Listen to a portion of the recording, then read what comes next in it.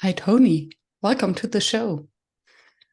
Thanks, Miriam. It's an absolute pleasure to be here. Yeah, and we already warmed up a little bit, and then I had to hit the record button as fast as possible because we already had so many interesting topics warming up, going into breakout rooms or not, when we are facilitating groups.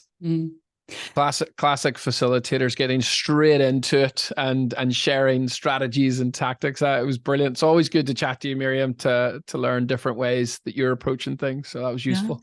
Yeah, thank you. And we'll dive deeper. And I always start with the same question, also to give the audience a little bit of context. When did you start calling yourself a facilitator? And actually, do you? Yeah, thanks for that. A facilitator. Well, the short funny answer is probably since I started playing basketball. And stick with me for a minute, Miriam, because what I mean by that is there are various positions on the basketball court. One of which is the point guard, and the point guard is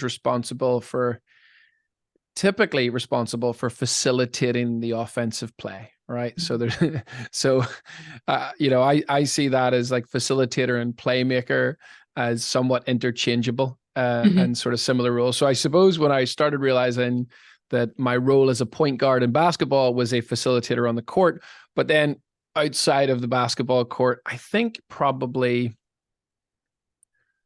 when I was finishing my education degree, I was going to be a teacher. And I had a pretty real moment of, oh, I'm not really sure I'm a traditional sort of mainstream education back in my hometown in Belfast, just teaching and training. I just didn't see that as who I was then. And I started to shift into, oh, wow, I can start to teach certainly and have aspects of that, but do it in a different way. And I think that's when I started calling myself a facilitator as I moved from, mainstream education as a high school business studies teacher. Then I moved into the world of kind of community relations, facilitating conversations with different communities across the divide where I'm from in Belfast. So typically Catholics, Protestants, British, Irish. Again, these terms are used interchangeably, but they mean completely different things. But just to keep things relatively simple, to answer the question more directly, that's when I started to see myself as a facilitator within this sort of peace building context. So, the most difficult piece of facilitation that we can even imagine. And I think there's so many facilitators, especially in their early stages, who shy away from conflict or who don't really know how to do that, because I think mediation is not really part of a facilitation training as we know it.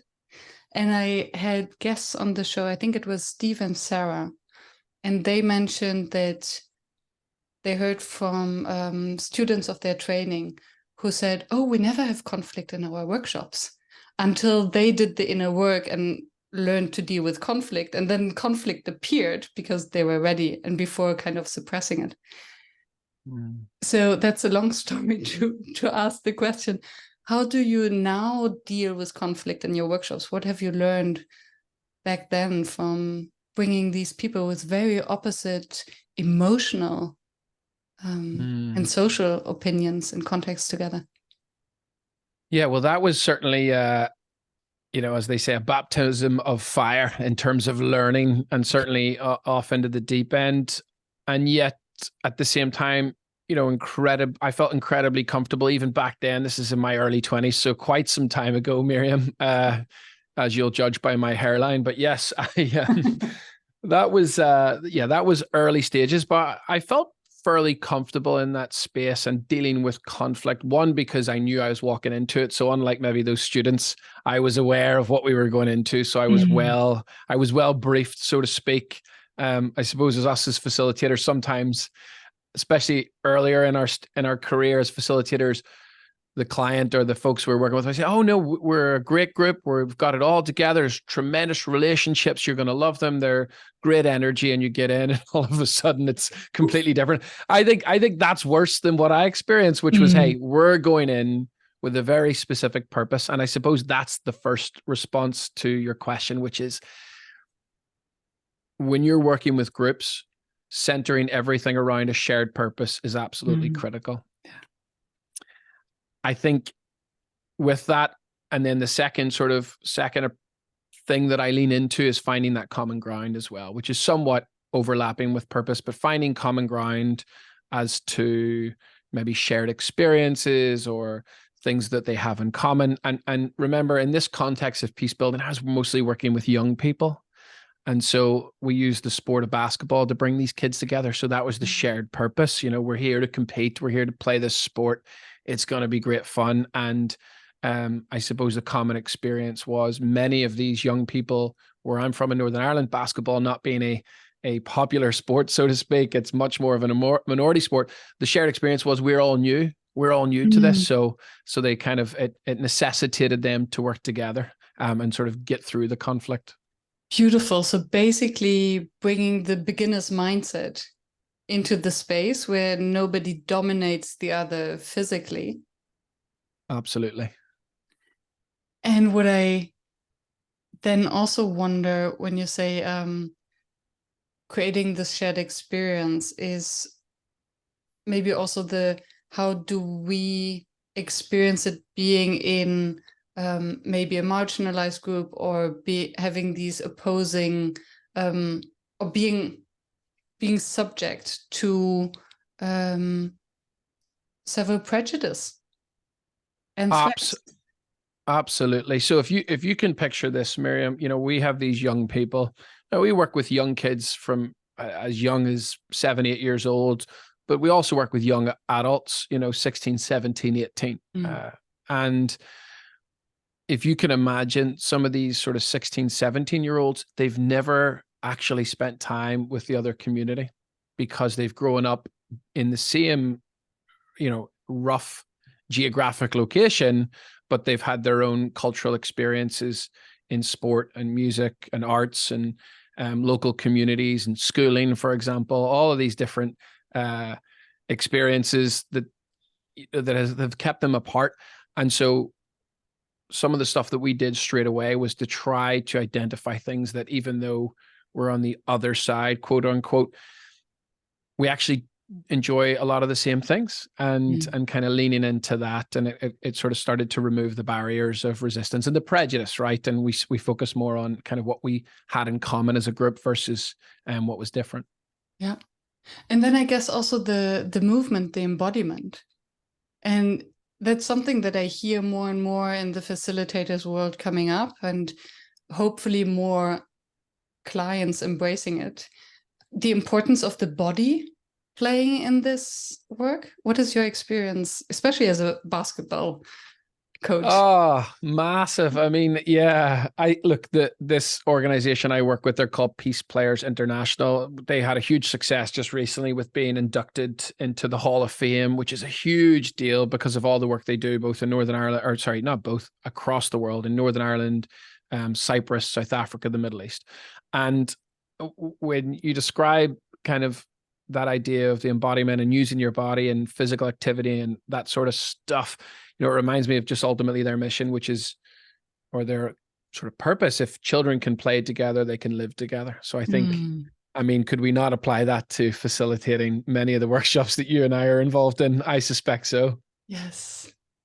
Yeah. So the physic, and then the other thing, Mary, I'm sorry to cut you off. The other thing that sort of comes to mind is, yeah, this idea of, well, two things: contact in general, you know, and there's a lot of research into contact and, you know, how important that is for kind of getting rid of tension. And I'll always remember an experience with a coach from the Middle East who came to Belfast to teach us about some of the exercises they were doing with local people in the Middle East, in terms of folks from sort of the Arab community and the Jewish community, and how they were working together. And myself, and again, I was very young at the time, but myself and one of my fellow coaches for this organization, we were kind of messing around, and we started kind of competing with each other and really hitting each other a bit more than we probably should have. And I'll never forget, he called us out and he stopped it right away. And he said, we won't have that. And he really set up important boundaries, because his point was, every experience that these young people have with the other side is either going to reinforce prejudice, stereotype, sectarianism, whatever, discrimination ultimately, or it's going to break it down. And so when you're doing this, actually, so I'll never forget that moment. It was about 15, 20 years ago, but it really stuck with me. Yeah. Yeah, the role or the responsibility of the facilitator or trainer being a role model and always being observed in what we do. Absolutely. Yeah.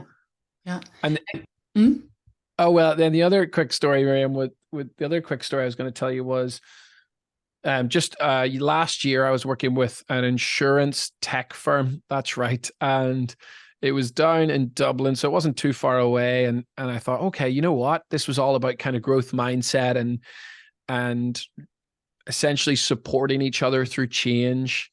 And it was quite uncomfortable. And really, they needed to lean into their relationships in their leadership team to kind of support one another in the different functions.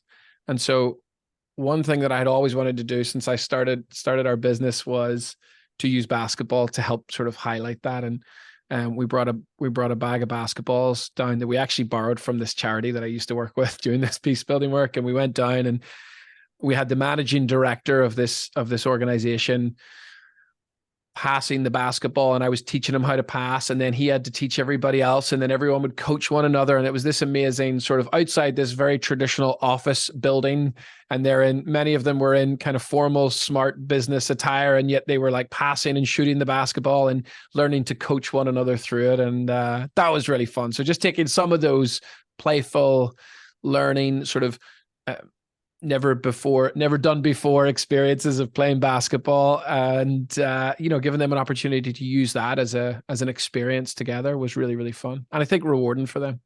Yeah, and beautiful, as you mentioned the quote before, and those who can play together can live together, can work together.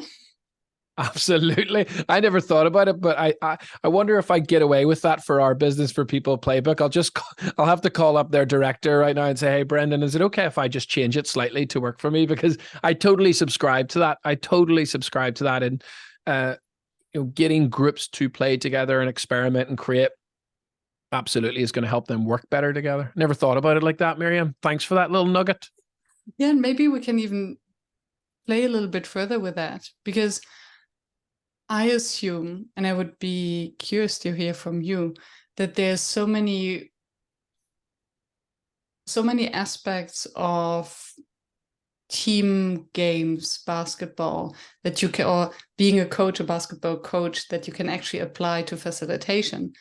And then being in this context of play, where you act from maybe more of an instinctive and intuitive place, and then you can, I assume, just tell a lot about the organization of systems. How does the general manager actually coach and train the others, and how do they pass the ball? How much group work is there? I see you smiling and nodding, so I stopped here. I'm chuckling because I think this intuitive piece, I think you used the word intuition. I would also add authentic. And I think that really sticks with me, because then you see how people really are. And I think competition, learning new things, being outside your comfort zone, doing something you've never done before. I keep saying that because I'm a huge fan of what you're doing in that space. But I did not pay him. Not yet.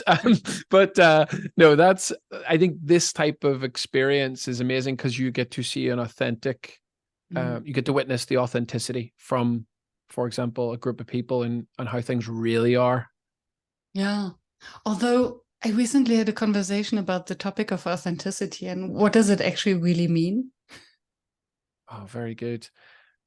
What did you come up with as a definition? That for me, authenticity stops where we put on a role or an image or the wording that is actually not ours. As opposed to, and I think that's what we often imply when we speak about authenticity, as someone who feels maybe insecure and therefore plays a role of being, so insecure people very often come across as arrogant. just because they try to hide it and they hide it so badly. They go into the other extreme. And I think it can still be authentic. It can still be authentic. Is that what you're saying with the insecure? Yeah. Yeah, that the coping strategy is still part of yourself. Oh, that's interesting. Yeah, you're going another layer. Well, I'll give you a real life example. When you brought that up, I had this inclination to try and define authenticity because I wanted to be seen to be expert. But I was able to zoom out and go, well, actually, I don't know, but I did look at the definition recently for a project because we're looking at something to do with the idea of an origin story, how we've come to be. And I remember looking on Google and just Googling it, authenticity. And I believe the word origin is somewhere in the definition, at least on Google. And I was going to Google it and I was going to try and sound really smart on this podcast. But then I realized actually that would be, ironically, I think, inauthentic. And therefore, so yes, I think possibly you're right about that second level though, because that's still part of who I am, right? But yes, this idea of putting a mask on. I've done some work with founders before, Miriam, and we've talked about this in the startup world because founders often are in a culture where they need to present their best selves. They need to be seen to be, incredibly confident and skilled and experts and leading their business successfully, regardless of the reality, in order to attract both investors and, I suspect, customers at an early stage in their business. But we're always trying to make sure we kind of remove some of that because it's probably quite toxic and unhealthy as a culture overall. So again, we could probably debate that, but I like that you've went a layer deeper to say, well, actually, that's still part of you, so that could still be authentic. Yeah, and then maybe I'm thinking out loud. It's a long tangent, but then maybe it's still related to the facilitative work, I think, because the more we get the real humans behind all the masks into the workshop space or into the work, the better we can help them. So I wonder to what extent it's really the authenticity that we're looking for, maybe the vulnerability. But then vulnerability is also one of those overused terms. So, for instance, you mentioning that you were looking up the definition in order to try to sound smart, and then realizing that maybe that's not so authentic. That's so authentic. Yeah. And I'm becoming more and more aware of that. I certainly think that takes practice, doesn't it? And confidence in yourself and vulnerability probably actually is the truth. To be at this stage in my career where I can say, do you know what? Actually, Miriam, I don't know the definition of authenticity, and that's okay. Let's figure it out together. Let's explore what we understand of it, and trust that that's going to be all right. Yeah. And why it matters for the group. I mean, ChatGPT has the answers to all of these questions, but what actually matters more than the definition is what is the group or the organization making out of it, right? Oh, I love that you brought up ChatGPT. My goodness, for the first time ever, I was on a call with a couple of our playmakers. We call our associates playmakers, and we were designing, and they were like, "Oh, we should just use ChatGPT," and we did. And I was like, "Oh, this will be terrible. Probably not going to get any good ideas." And I was kind of a cynic and quite reluctant to delve into it. But anyway, we threw it in, and I think it might have been like emotional intelligence. Build me a workshop on emotional intelligence, and I was like really skeptical. And it came back, and I was like, actually, this is really quite interesting and possibly quite useful. That said, Miriam, and I'd be curious on your views on this, is I don't believe that, certainly not yet anyway, that ChatGPT and all of the incredible content available on the World Wide Web replaces the role of a facilitator. I think we're still got a job, at least for now. I agree. And I also think that ChatGPT is a fantastic co-facilitator or assistant. It's an AI-powered assistant, right? Coming up with ideas that we might not. And I think especially if we have been...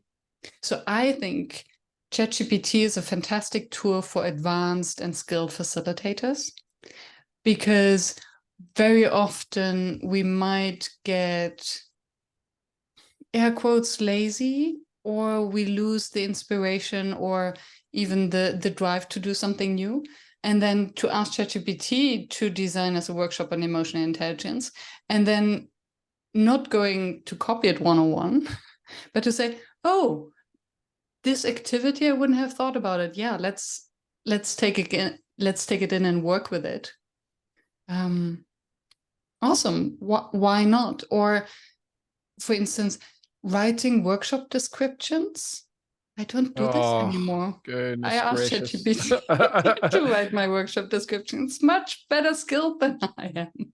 I think that's the most appealing use case for me too, Miriam. I've very little interest in doing that. But no, you're right, and I couldn't agree more. It's a great assistant, a co-pilot, a good starting point for experienced facilitators. I'm curious what made you use the word a useful tool for experienced facilitators, maybe versus newer facilitators kind of starting out. I think that newer facilitators quickly fall into the trap of, oh, that's amazing, I just do that. And I think in the facilitative work, as in any other profession, the devil lies in the details. And then, and you were speaking about exiting or getting the group out of their comfort zone. So for me, this is related to psychological safety, and you need that in the beginning.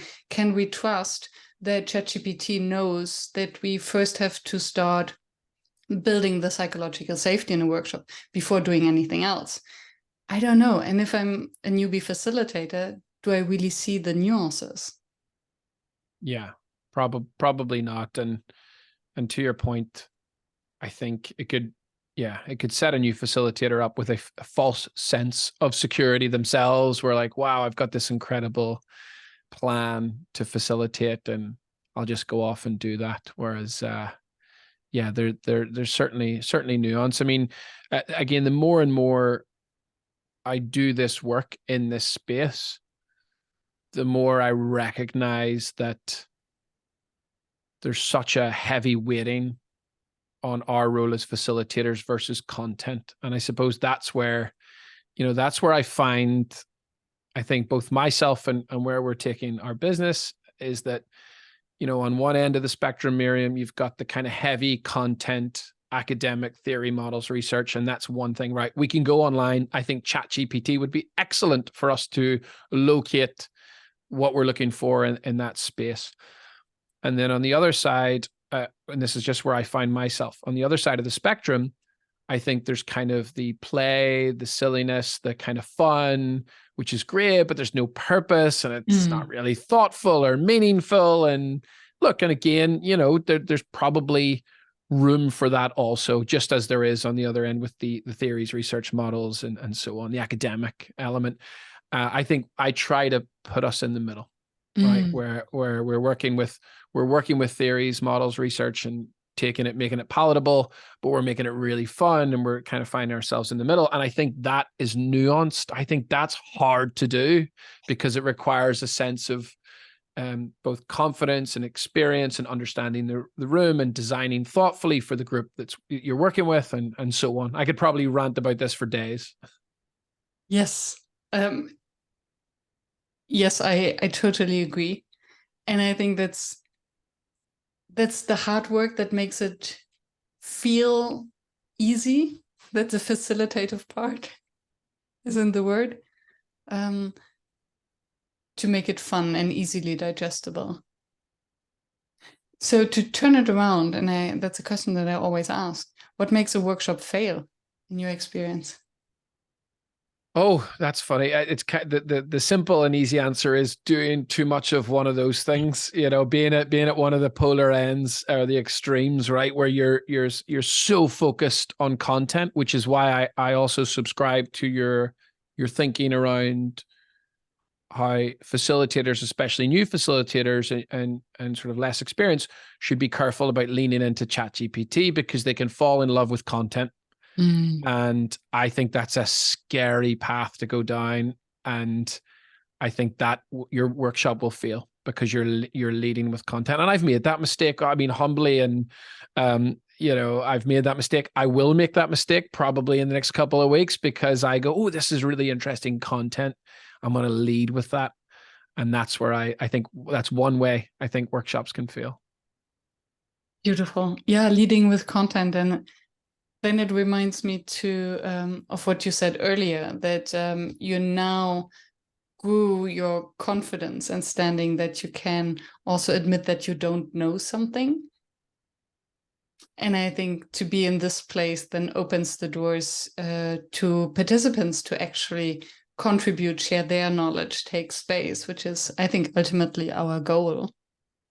Yeah, I couldn't agree more. And that's, again, probably reinforcing this idea that if you lead with content and try and be the expert in everything, I think you're in trouble, or you could be in trouble. And then I think, as we mentioned on the other end, Miriam, is that a workshop can fail when it's not meaningful, not purposeful, not connected to a goal for that group. I think when you just do silly stuff, and I think that's the hard balance, because I would actually want to increase more play and more enjoyment and more fun, but I'm cognizant that it has to feel authentic. Here comes that word again. It can't feel gimmicky or just novel or just the phrase we would use in Ireland is for the crack. It has to actually mean something to the group, and it has to suit them. And as you mentioned earlier, if you lead with just that sort of fun silliness element without sort of aligning on a purpose or creating psychological safety for these things to happen, I think that's another way that workshops can fail. Yeah. Which now brings me back to you being the basketball coach. I hope you don't mind. And your learnings from that, because I've never thought about it in that way, but using a team sport as an entry point to play in a air quotes serious context is maybe the most authentic or honest way, because there are rules. There is no silliness to basketball. It's a game with rules that you have to follow. And there are certain strategies and techniques to do it well and to win. Yeah. Yeah. So how do you weave, or how can you learn? What did you learn from your role as a basketball coach to... I'm laughing because it's like, where do I start? Almost everything, Miriam, almost everything. I mean, I certainly, I spent, and this is for context, not for hashtag humble brag, but I spent about 7 years working in Google, which is a fairly reputable company. But I can hand on heart say I learned tons more from being involved in basketball when it comes to designing and facilitating workshops from that experience. And so I'm chuckling because I could probably talk forever about this, but I'll maybe give a couple of the top points. I will also clarify, which is probably the starting point. It's interesting that your perception, are you a basketball fan, player? No. Not yet? Not yet. Okay. Well, there's a never done before. But yes, I look, basketball is great, but it's interesting that your perception is, look, there are rules, but it's about winning. What if I said to you, it was, for example, my team over the last 4 years is under 12 girls basketball. Is winning the goal? Possibly, yes. Possibly. It depends on the coach, right? For me, and the club ethos as well. What's the culture of the organization? What are we trying to do here? And let me reassure you, winning was never the goal. It was about enjoyment of the game. It was about development. It was about getting better, right? It was about progress over perfection, right? With these young girls who are a phenomenal group of young girls who want to get better at basketball. Of course, they want to win, and some of them care more about it than others. And it's my job to take them through that process. So it is interesting, just as you say that, right? Because I also know,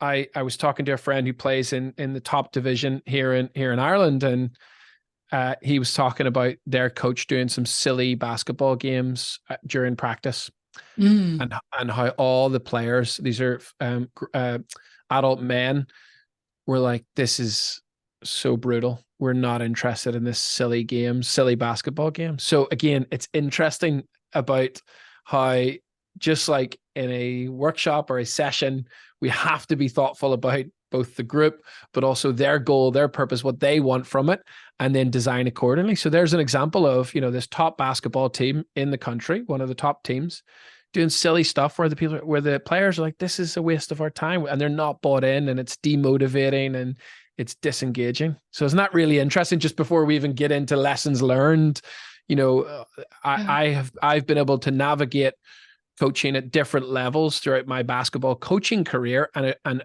approach them with first trying to empathize and understand the group and what their goal is and what role I'll play in that. Thank you so much for clarifying. Yeah, these assumptions that I brought in, totally unconscious and so strong, actually, so biased. And yeah, if we're coming to a group, are we sure that they all have the same goal? They understand the same purpose? So a basketball team, yeah, maybe some want to win and others just want to improve, and others just want to make friends, maybe. And for still others, it's the babysitter of the parents, and they actually don't want to play basketball. Exactly. Okay, now we're getting, again, maybe for another time, I'll tell you more about that. The unique and differentiated goals from kids as age, kids and parents in our basketball club. But no, again, the sort of top thing that sticks out in terms of the crossover that I see between basketball coaching and facilitating is the core understanding that in a specific time frame, we're never going to be able to address everything and achieve everything we want to. I really believe that is one of the greatest challenges when you are leading and facilitating workshops. I think you can go in and say, oh, we're gonna do this and that, and oh, the team wants to do that, I'm gonna help them get there. Here's me and my horse just riding in, and I'm gonna save the day as the facilitator. When in reality, actually, a really effective facilitator knows what is feasible or has a more realistic kind of look at themselves and look at the team and what's possible, right? Now, that's not, I don't mean that to sound doom and gloom, but the reality of it. And I think in basketball, what's beautiful about this game is that there's so much in it. There's offense, defense, shooting, passing, rebounding, dribbling. You can do 2v2, you can do 5v5, you can do transition offense, transition defense. There's never a shortage of things that you can work on. And so as a coach, just as you would be as a facilitator, you got to get really clear on what's going to have the greatest impact. And right. And in the basketball space, it's about the greatest impact that's going to typically help us perform better. Or if it's younger players, it's about where's the biggest gap that we need to address. Yes. And what you just explained made me think of my own practice. I'm not a basketball player, but I'm a runner. And I used to kickbox, so more on the solo sport side. But what I realize is there are certain things that I love to train. And then I would always focus on that. And I love long runs, but then the sprints, maybe next week. So, and the parallel that I see with the work that you're doing is, and with workshops with clients, is, does the group or the client, the sponsor of a workshop, know what we need to train on? And isn't it so easy to focus on that, what comes easy and what we actually need the least? And how do you then convince them that what they actually need is maybe something different?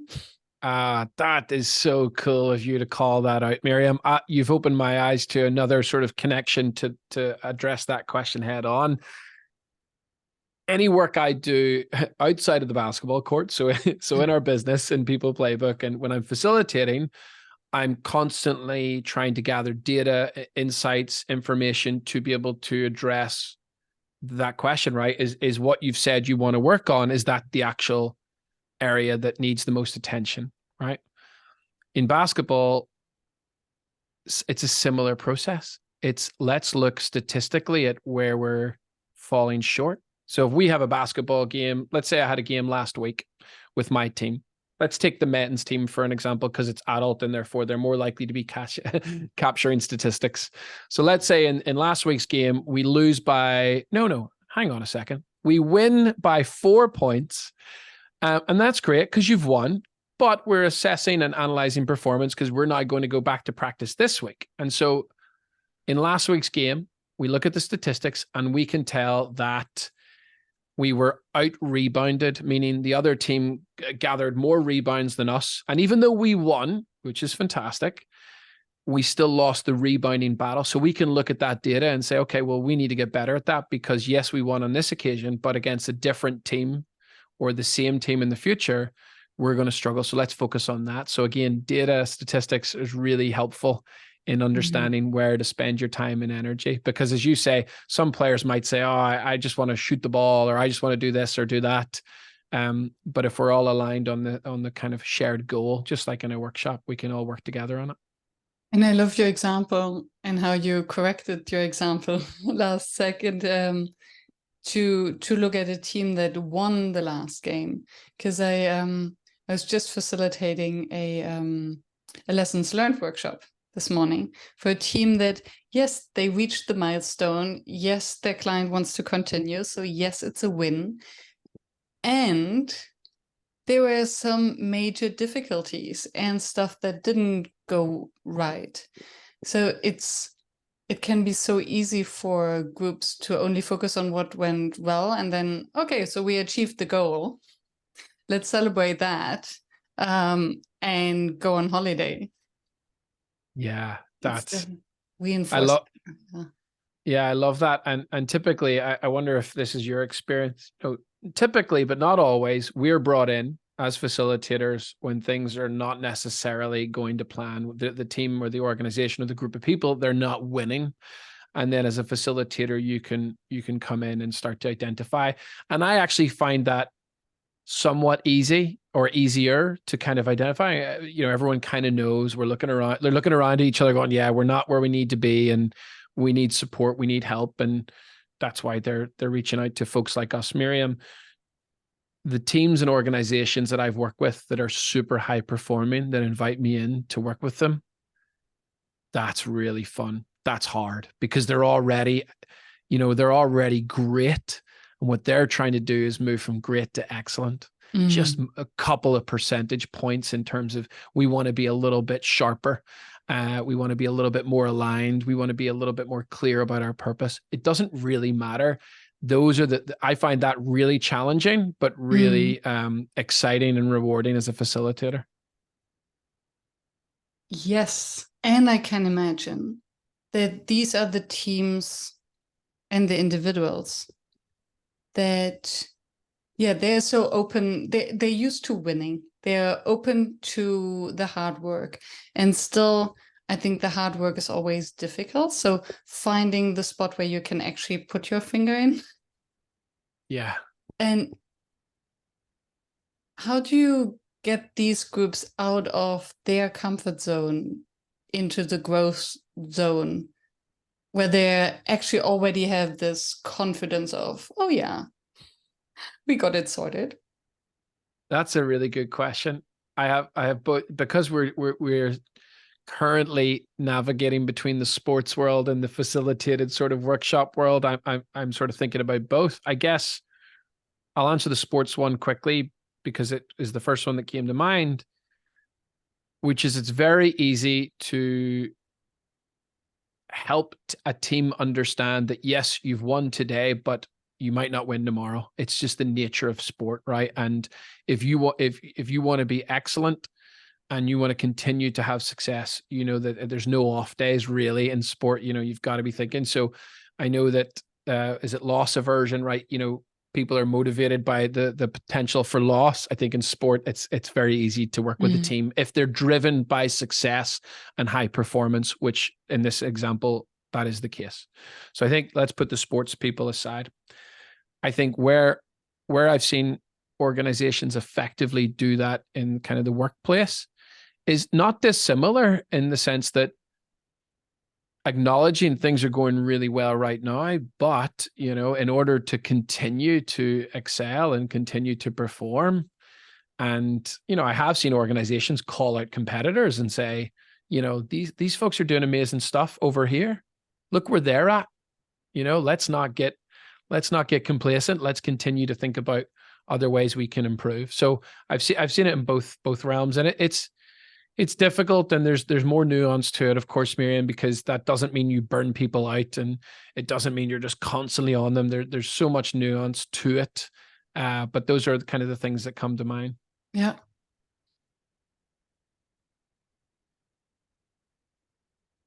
What, as you mentioned, burning out, I was thinking also of the topic, and this was the topic of the workshop this morning that I had, was, yes, we're successful, but at what cost? Ah, wow.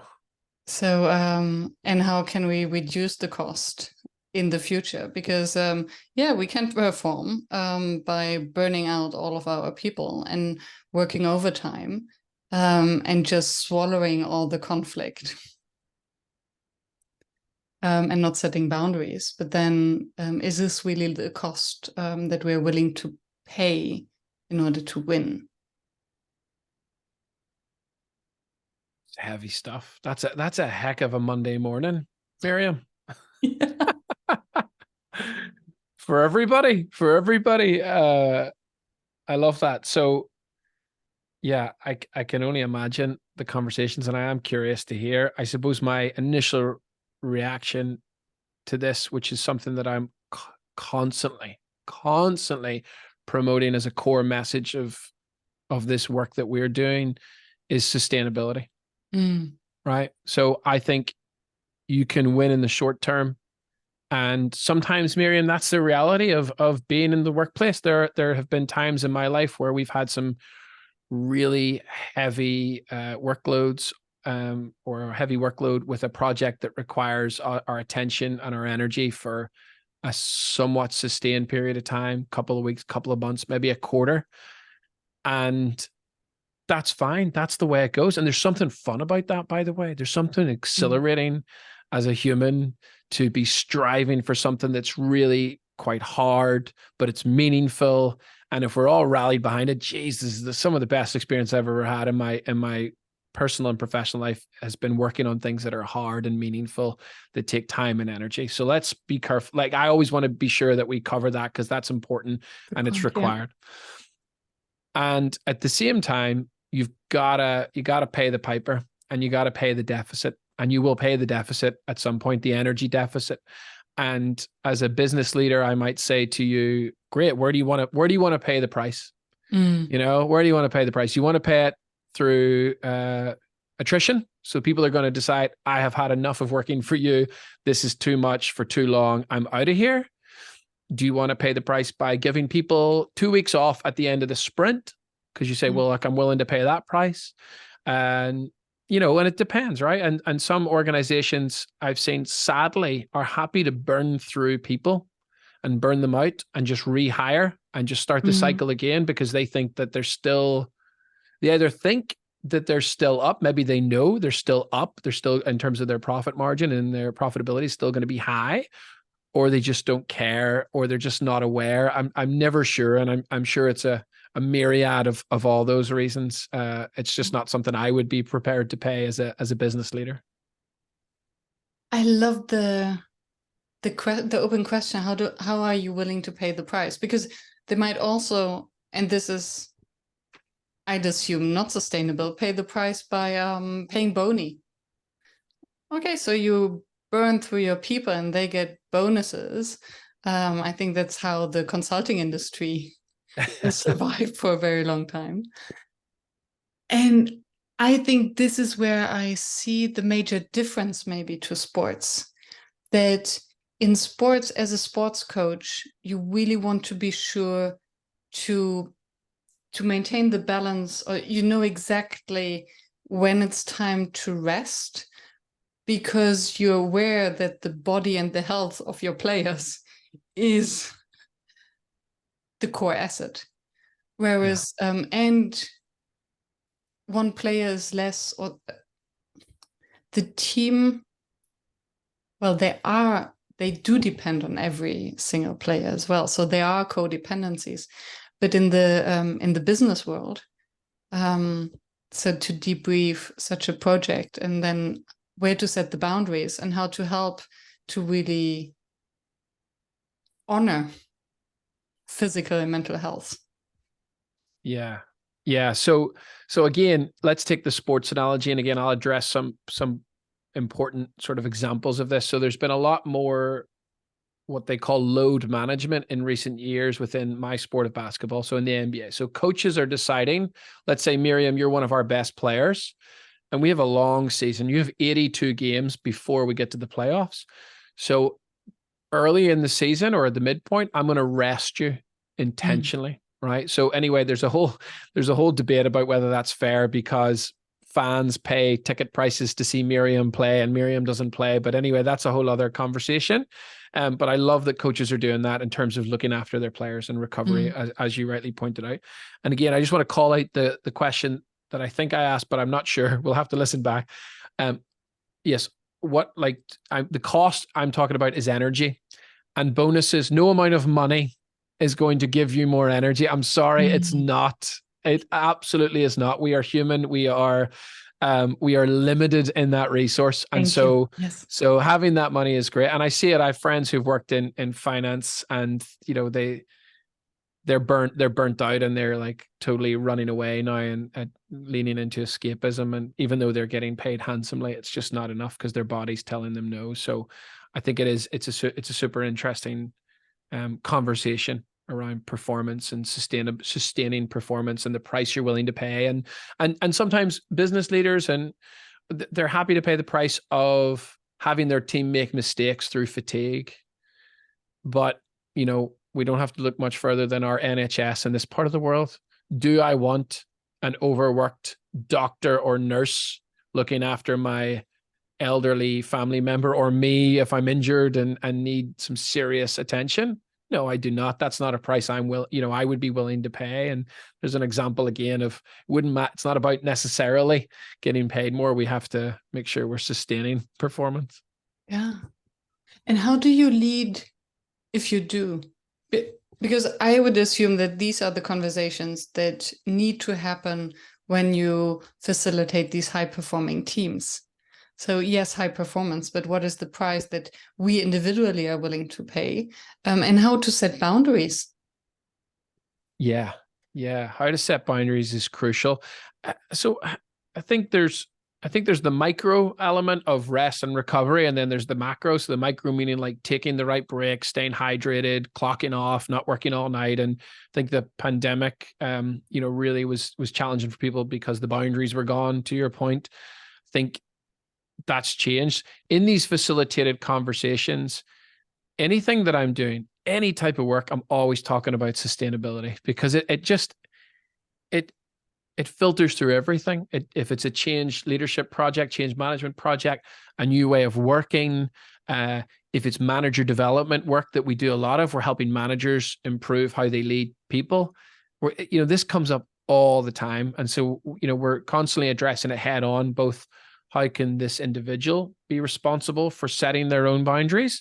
And then how can the organization set up the systems and processes and perhaps rituals that ensure that their people are able to sustain sort of a high level of performance over a period of time? Yeah, and what I hear is the important distinction between the individual level and the organizational level. And these are different lenses on looking on sustainability and what it means. Yeah. Have you ever worked with someone, Miriam, whereby they've left one culture and joined another?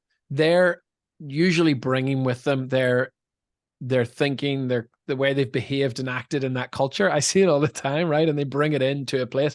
I actually saw it a lot in my former employer, whereby there was a lot of people being hired from the likes of Amazon or Microsoft, and they were being hired into Google, and you saw that culture being taken with these individuals over. So again, just understanding how you show up, right? Oftentimes when I'm working with certain individuals, I'll hear them they'll set themselves a very high bar and they're prepared to burn themselves out because, and I would suggest that's institutionalized thinking from their previous organization, and they carry it with them, but they might be in a culture that says, hey, it's okay to say no. Actually, in fact, and he won't mind me sharing, we've just made our third hire for our business, and Adam is his name. He's our kind of visual guru. He's a brilliant graphic designer, animator. He does anything with the sort of the visual world. And he himself has had conversations with me about, for example, checking in with me at lunch and saying, oh, I'm just popping out. And I'm like, hey, take as long as you want. I'm not managing your lunch break. Like, you have your goals, you know what you need to get to. I don't need to know that level of detail. And that I think is a hangover that he's bringing from a previous workplace, in terms of having to be in certain places at certain times. Oh yeah, and it's interesting because how it can affect, or it will surely affect the team, and then it's a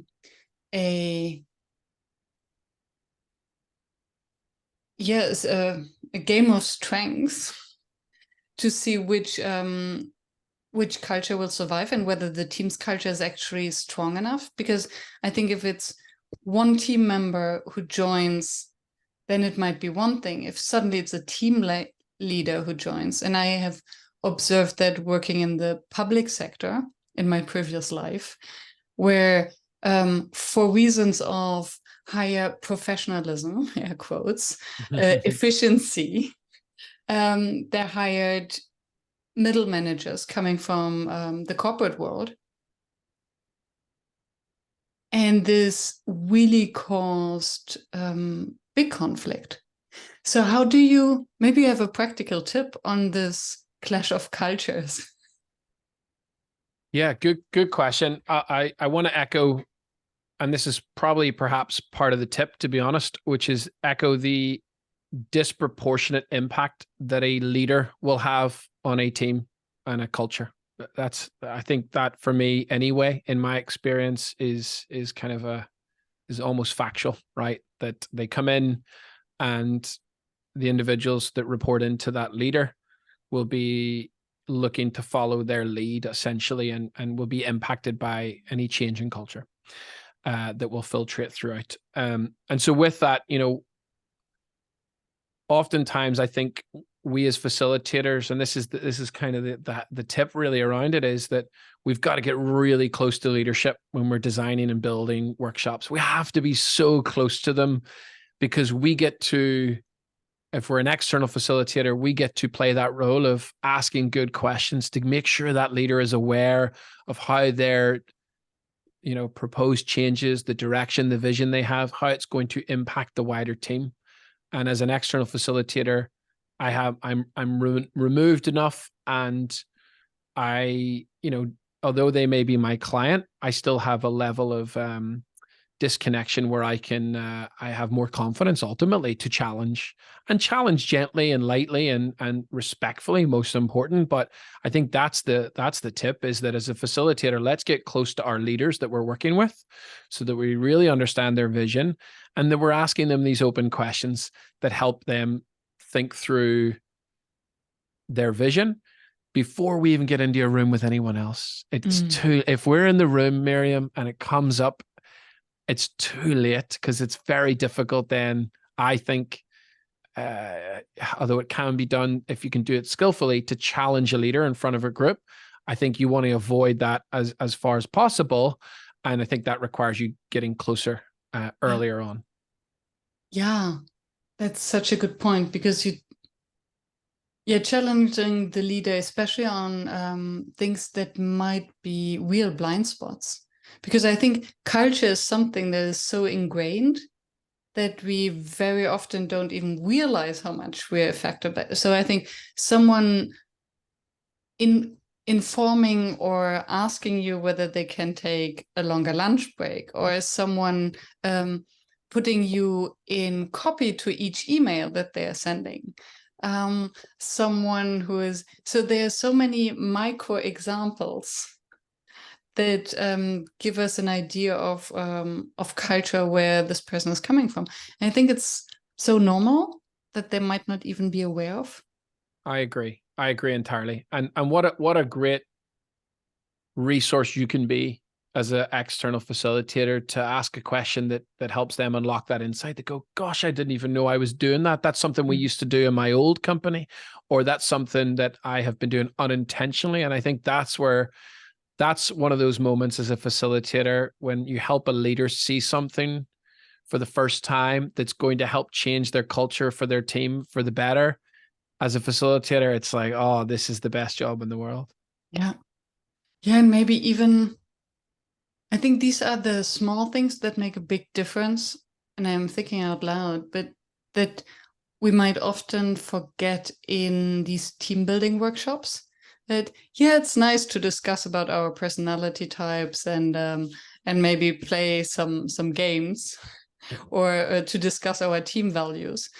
But what are actually the small things and what do they mean to us? Because I think someone who puts everyone in copy, because this has always been the company's culture or expectation, might not even realize that for someone else it's maybe a lack of trust or feeling.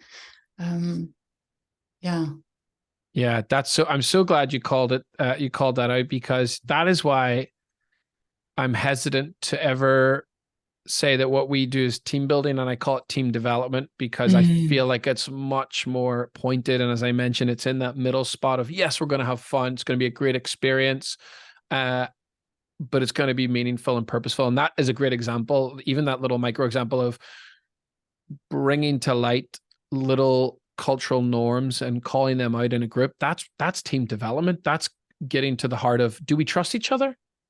Can we depend on one another? Because that's really critical to how we perform as a team.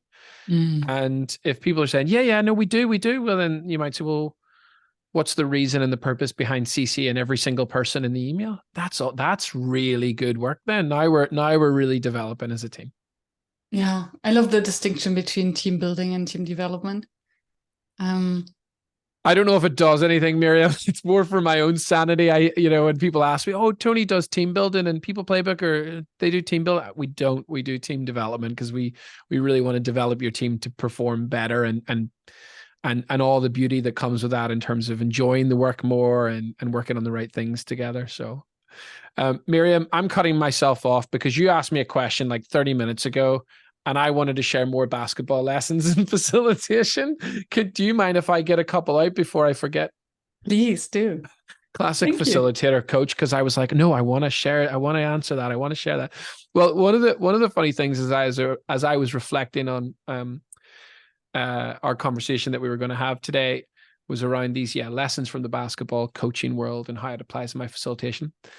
One of the things that I'm always teaching other facilitators about is the importance of organizing activities in the right way and so that they flow, because it almost ties into that question earlier. You asked, well, what can cause a workshop to fail?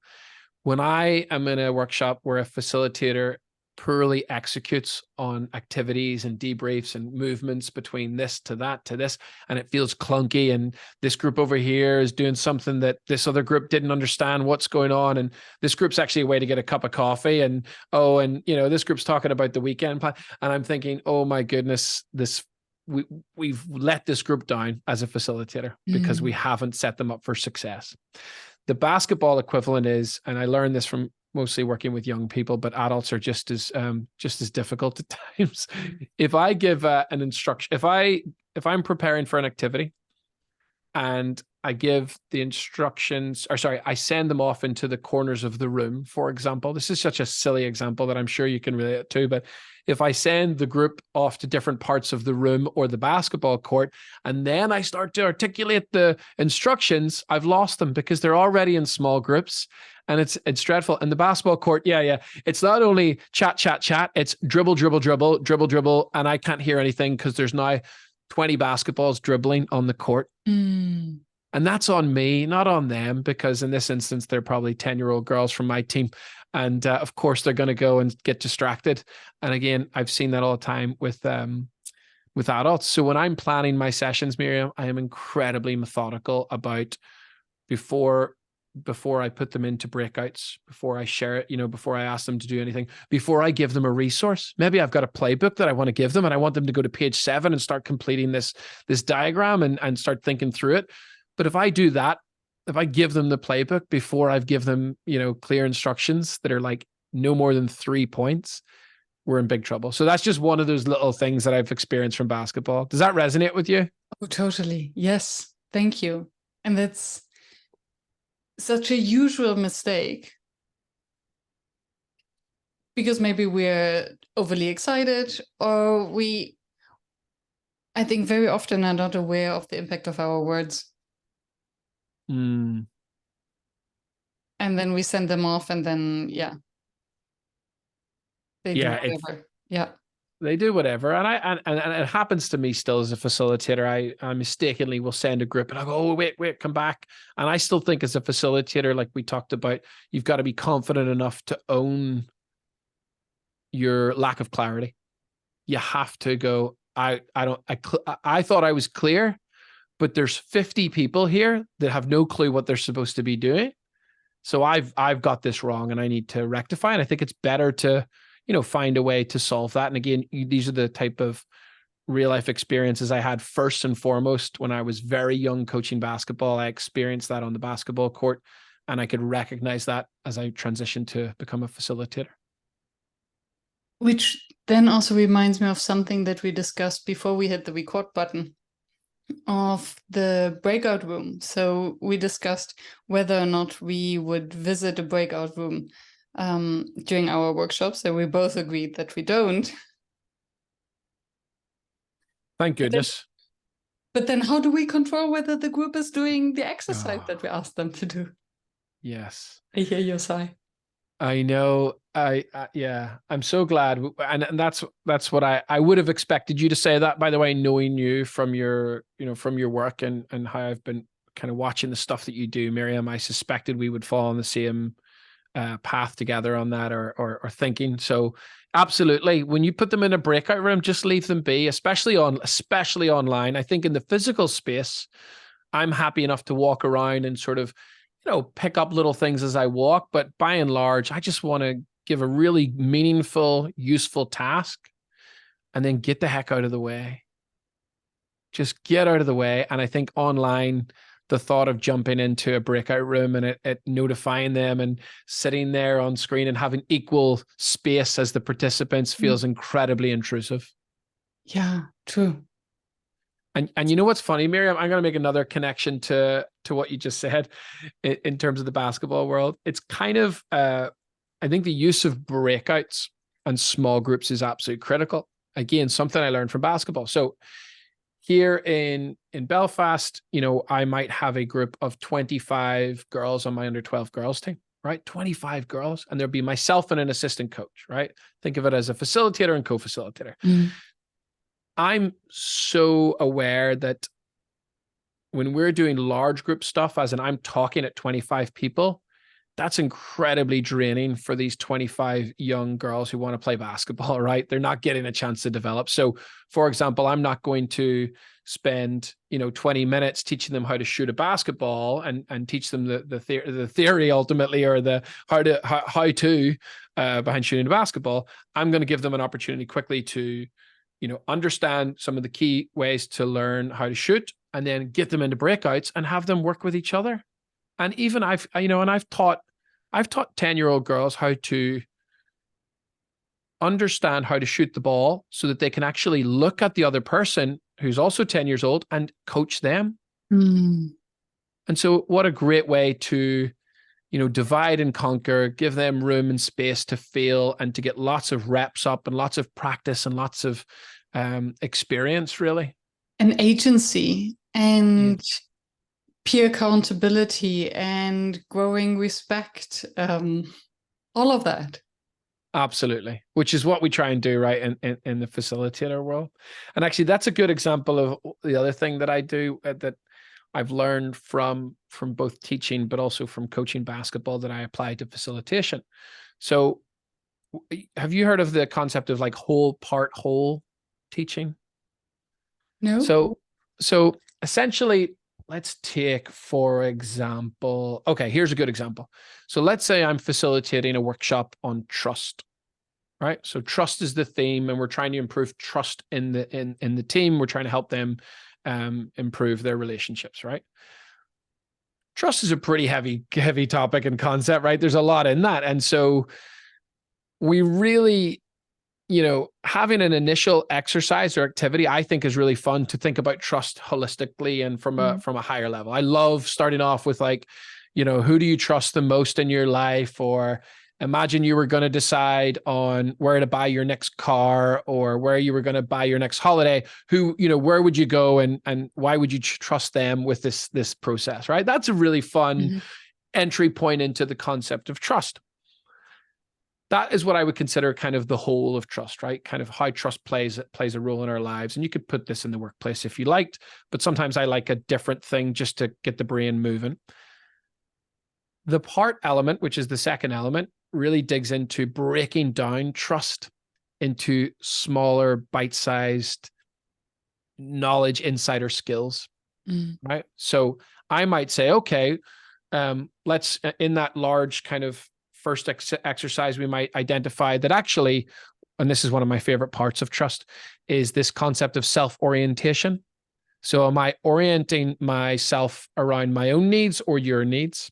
And if it's all about me, Miriam, the chances are that's going to probably hinder your ability to trust me, because you're going to see through the BS and say, this is all about Tony. This podcast is all about Tony. He just cares about blah, blah, right? And all of a sudden I'm going to damage the trust that we have. But if I take self-orientation as a small part of trust and say, well, look, how do you demonstrate low self-orientation, meaning you're caring more about the other person's needs and desires? That's the part of the teaching. So we go from the large kind of, this is trust. How would you go about thinking about trusting the person next to you, your neighbor? And then we look at a very specific part of trust, and then we'll come back and we'll apply that. And again, in the basketball context, I might teach my girls to shoot the basketball, I might put them in a basketball game right away, get them playing. And then I'll bring them back and I'll say, okay, it's clear we need to work on shooting. So let's look at shooting. Okay, let's teach this and then go practice that. And then we'll come back and we'll play another game. And the shooting hopefully will have improved. Again, you can apply that to the trust model there. Yeah. And then you have the very regular feedback loop. Everyone knows what they're talking about and it becomes very applicable. Sounds like a experiential learning cycle. Yes. Yeah. Love it. Yeah. I have 2 more questions, hopefully, before we close. One is about the origins of People Playbook. Oh, thanks very much. Yeah, geez, good question. We talked about people and about play. Oh yeah, there you go. Shockingly, you've made the connection already. Well, funny story, Miriam. My business, when I started it, it was originally called Fix It Fridays. And I'm so glad I changed the name. Fix It Fridays. Yeah, just not on Mondays. But it was originally called Fix It Fridays. I ended up with People Playbook, which I'm delighted with because I've been given feedback that it's sticky and people remember it. People first always. That's the most important bit. That's why people is there. People first always. And then the second idea around a playbook is that from the sporting world, we talked about basketball most of this podcast, which has been fun. And thank you for being so generous and allowing me to share my crossover thinking in that space. The idea of a playbook is that it's a resource that is ever growing. It's dynamic. It's evolving. You're changing it. You have to make it work for a specific team. You couldn't, Miriam, coach basketball in the Netherlands and come to Ireland and take a completely different team and say, oh, I've got a playbook. This is going to work for you. And I think the same when it comes to facilitating groups and working with organizations. So when we talk about playbook, it's not that we know everything about every aspect of org design, development, culture, leadership, learning, team development. It's that we want to build a playbook with you and for you that works for you and that it's going to be unique and bespoke to your needs, right? So that's the idea of the playbook. It's about being really useful and actionable because you asked about the origin. I've had so many experiences in the past where much of the sort of leadership, learning, and development experiences I had, both as an employee and then later on working with others, I just find it to be not very practical and useful and applicable. I didn't find it to, I find it to be either one end of the spectrum I mentioned, either too gimmicky, team building, not very effective at sort of achieving the goal of improving how a team works. And then, in the leadership development space specifically, I find it very research-based, very theoretical, and abstract, and therefore very difficult for leaders to actually put into practice. So again, all of the different experiences that I've accumulated in this space, led to People Playbook. And we do lots of things in the broad sort of 3 pillars of learning, leadership, team development. And it's been fun. It's been about 4 years, Miriam, and I'm just so grateful to do the work. And I know you are, because your energy talking about this space is amazing, and it lights you up. And what a great job we have to be able to serve organizations and people and help them hopefully not only just perform better, either as leaders or as teams, but also enjoy work a bit more. Yes. And what a great opportunity to also bring all of our past experiences into the world. And that's why I was delighted to hear more about the basketball and what you learned as a coach, and bring into the facilitation world, because I think that's actually where we learn and find inspiration from each other to look at our work from a new perspective and through new lenses. And I think that's also what sets us individual facilitators or facilitation agencies or companies apart, is what perspective, what lens do we bring to the game? Oh, you're so right. And that's why, as you know, and I'm not sure if this was going to be your last question, because I know when we spoke about it, you were pretty excited about hearing more. That's why I also love to make sure that the playmakers, the people in my team that I get to work with, are coming from a very different space. They're coming with different ideas, because it would be boring if we were just a team of basketball or sports people. That just happens to be my experience. But I love working with, comedians and musicians. As you know, we trialed out a songwriting workshop over the last couple of months, and it's been phenomenal. So again, to your point, that's such a great opportunity for us to learn from one another. Yeah. And since you mentioned it, maybe you can share with the audience about this songwriting workshop. It's been great. So when I started this business, it was literally the start of the pandemic. It was March 2020. And I was doing a lot of stuff online. I know it was tough timing, but actually in another way, it ended up, there was an incredible amount of silver linings, in that I ended up having this global marketplace. I had a very captive audience online. We were doing, it was just me at the time in my bedroom starting this business. And one of the things that I was able to do was work with a couple of local musicians who would log on and maybe kick workshops off with a song.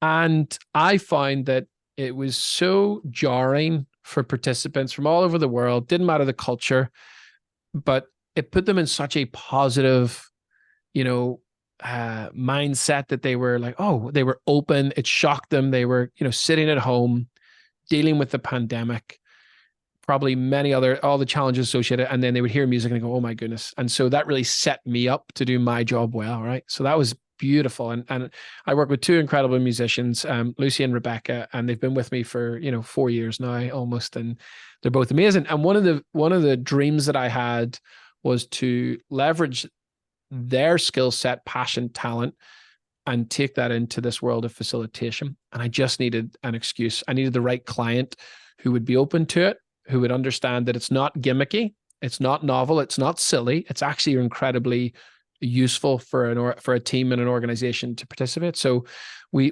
did it twice. We did it with an energy company here in Ireland, and with a graduate group who were incredibly shy and nervous and anxious about, both writing music and writing a song, but then also recording. So we actually get the participants to record their voices, sing into a microphone, which is massively momentous for them. And so they did it, and we produced a music video. It was phenomenal. And then we brought it a second time to a team from Google, and they were from across Europe, Middle East, Africa, and they were more senior. They were equally as anxious about writing a song and recording it. And they also came out of it going, wow, that was amazing. So in both groups, although very different starting points, different cultures, different levels of experience, what they took away from it that I had expected because I had been thinking about it for so long was sort of an opportunity to be creative, an opportunity to tell a story together, to collaborate, to work through the conflict of I like my lyric better than yours, to build consensus, to decide something together, and then to have it all sort of come together in this beautiful finished product thanks to our team. It was just amazing, and just what a great takeaway, what a great asset for them to take, and many of them have shared it with their teams, and it's been super fun. Thank you for sharing that. And what comes to my mind, and this brings us full circle to the beginning, is if we can make music together, we can live together, we can work together. I love it. Right? Oh, I love it. You're absolutely right. Because That's I so think good.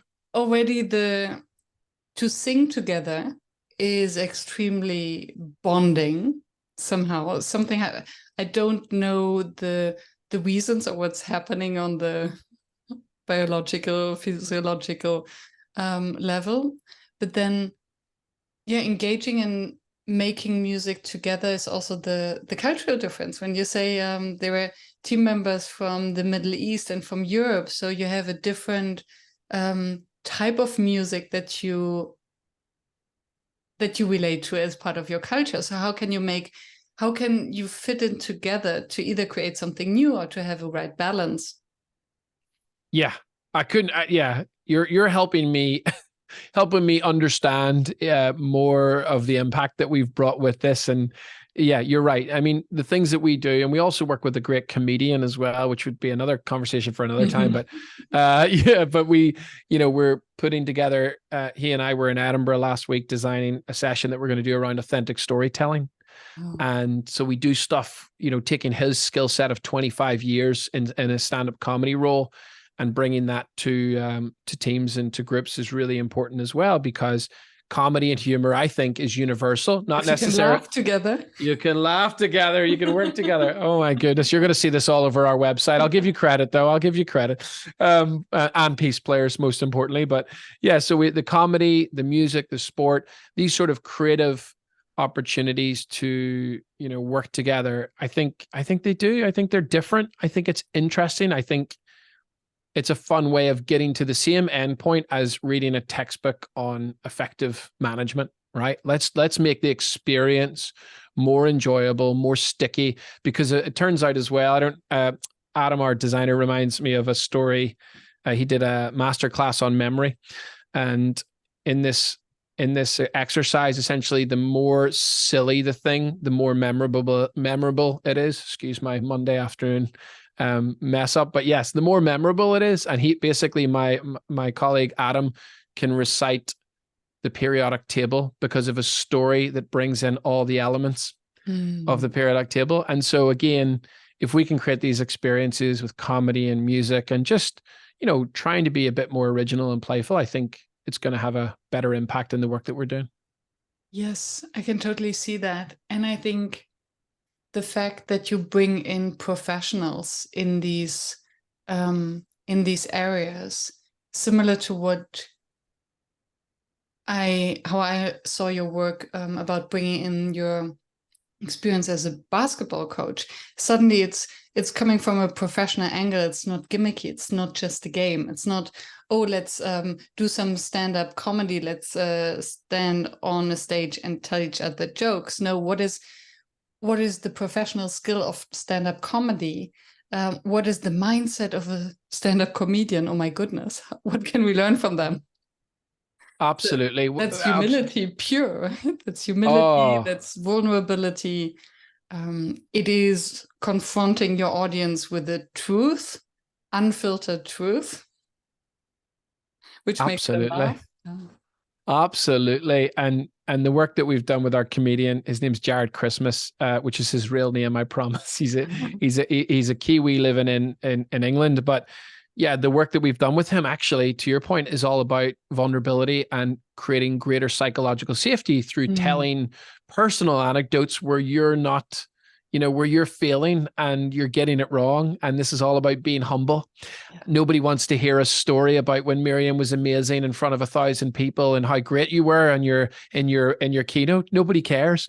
And so what we're trying to do is help these leaders in teams take a step in the right direction of being humble and sharing failures, but in a funny way, little personal, amusing anecdotes, short stories where their team can see them as human and they can see that they make mistakes, and it just changes the culture.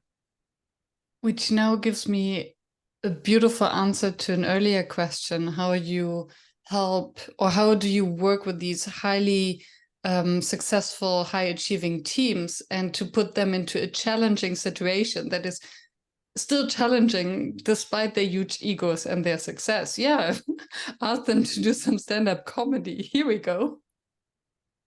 Exactly. That'll be very humbling as an experience, but we do it in a very safe way, and we set them up, obviously, as I know you do. When you're working with groups, the last thing you want to do is bring them too far down. Yeah, and that's the high art of facilitation, right? To know what challenge keeps them in the growth zone and doesn't make them run away or fire you. Absolutely. Can ChatGPT do that? I don't think so. Not yet, anyway. Not yet. I will send the script over and then might learn. To one question that I also always ask: what remains your number one facilitation challenge? My personal challenge, and this is me being vulnerable because I'm nervous about sharing it, because anyone that's worked with me knows that I fall into this trap, is trying to do too much. And I mention it, funny, it's full circle, because I mentioned it at the start, that is something I've learned from trying to coach basketball is, you got to be really focused on and understand what you need to emphasize in a particular session and what you're trying to achieve. And I think when I'm facilitating, it's the same sort of focus, right? I need to be really clear on what is a scope creep, what's taking us away from the objective and the goal, what's helping us get there, and not trying to do too much. Be prepared to have a couple of things, as we should as facilitators, that can bring us back on track if something's not working, for sure. But oftentimes I'm trying to do too much. And that comes from a place, I know where that comes from me, Miriam. Wonder if you can relate. It comes from a place of wanting to be generous and want to be accommodating and wanting to give as much as possible. But I still, even after all these years, struggle with that. So I'm trying to get better at it. Thankfully, I have a good team around me who know that this is an area for improvement for me, that they ask me good open questions. David will often say to me, how much time do you think that will take? And I'll say, that'll take 10 minutes. Will it take 10 minutes? No, it'll take 25. So let's not try and do too much. I can relate to that. Yes, the underestimating of the time it takes. And then to really, also to acknowledge that it might take time to go deeper and not just to swim on the surface. Yeah, that's right. And so I guess the tip there for me is always, well, one is, I think having somebody to talk out your plan with is really good, right? An experienced facilitator or somebody that can ask good questions. Even a coach is useful, right? And then, yes, I think to your point, just remaining fluid and flexible, having a couple of things that you can bring out if you need to, but you're kind of reminding yourself before the session, I don't have to bring those out if I don't need to. Such a good point. Thank you so much, Tony, for this intriguing conversation. Oh, thank you, Miriam. It's just such a pleasure to be on this podcast, because I so admire what you do and the value you're bringing to facilitators around the world. And, hats off to you. It's a real honor, and, long may your work continue in helping us all become better facilitators. Thank you so much. Means a lot.